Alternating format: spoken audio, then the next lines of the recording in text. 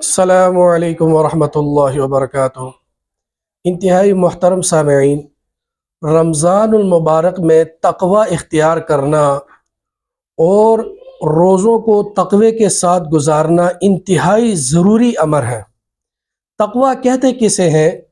تقوی کہتے ہیں احتیاط کرنا، گناہوں سے بچنا، اللہ رب العزت کی حرام کردہ چیزوں سے اجتناب کرنا اور اللہ رب العزت کی نافرمانی سے بچنے کو تقوی کہتے ہیں۔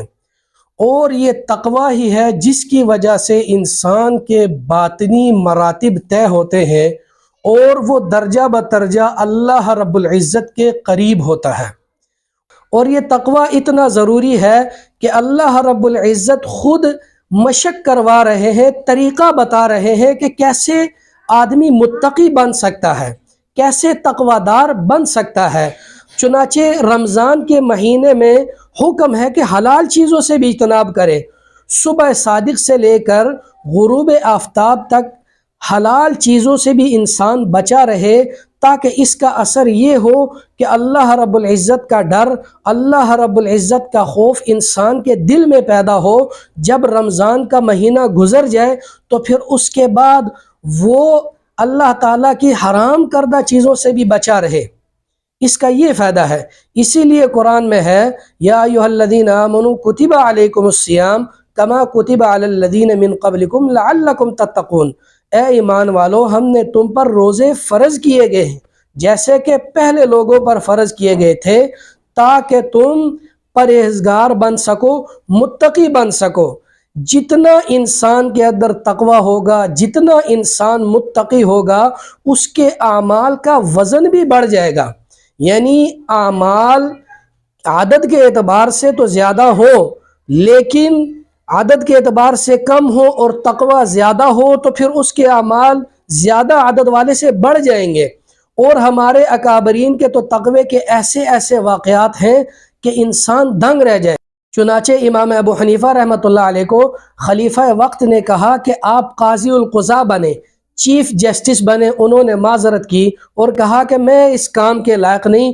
تو خلیفہ وقت نے شرط لگائی، اگر آپ قاضی نہیں بنیں گے تو آپ فتویٰ بھی نہیں دیں گے۔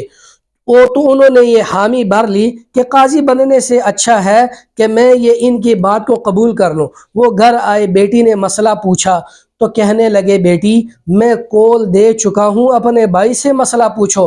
اندازہ کرے تقوی کا عالم، اپنے گھر کے اندر ہیں، چار دیواری کے اندر ہیں، پھر بھی اپنی بیٹی کو مسئلے کا جواب تک نہ دیا۔ اور اسی طرح ان کی کپڑے کی دکان تھی۔ ایک مرتبہ دن کے وقت آسمان ابر آلود ہوا اور بادل چھا گئے تو انہوں نے اپنی دکان بند کر لی۔ لوگوں نے کہا امام صاحب ابھی تو دن ہے، آپ نے دکان پہلے ہی بند کر لی۔ تو کہنے لگے روشنی کم ہو چکی ہے، آسمان ابر آلود ہے، مبادا کہیں ایسا نہ ہو کہ گاہک کسی کپڑے کو اچھا سمجھ کے لے جائے اور وہ حقیقتاً اچھا نہ ہو۔ یہ ایسے ایسے تقوی کے واقعات ہیں اور ایسا ان کا تقوی تھا۔ اسی لیے اللہ رب العزت نے پھر ان کو اتنے درجات، اتنی بلندیوں سے نوازا۔ اور یہ رمضان خصوصاً انسان کو متقی ہی بنانے کے لیے ہے، تاکہ انسان اگر 30 دن صحیح تقوی کے ساتھ، صحیح احتیاط کے ساتھ یہ 30 دن گزارے گا تو انشاءاللہ العزیز اگلے 11 مہینے بھی وہ اللہ تعالیٰ کے احکامات کو متقی بن کر ہی پورا کرے گا، اور اللہ رب العزت کا ڈر اور اللہ رب العزت کا خوف اس کے دل میں ہوگا۔ لہذا تمام احباب سے گزارش ہے، یہ چند دن رہ گئے ہیں، اس لیے اس میں خوب تقوی اختیار کریں، خوب متقی بن جائیں، تاکہ آپ کے اعمال کا جو وزن ہے وہ بھی بڑھ جائے اور اللہ رب العزت کے ہاں آپ کی قدر و منزلت بھی بڑھ جائے۔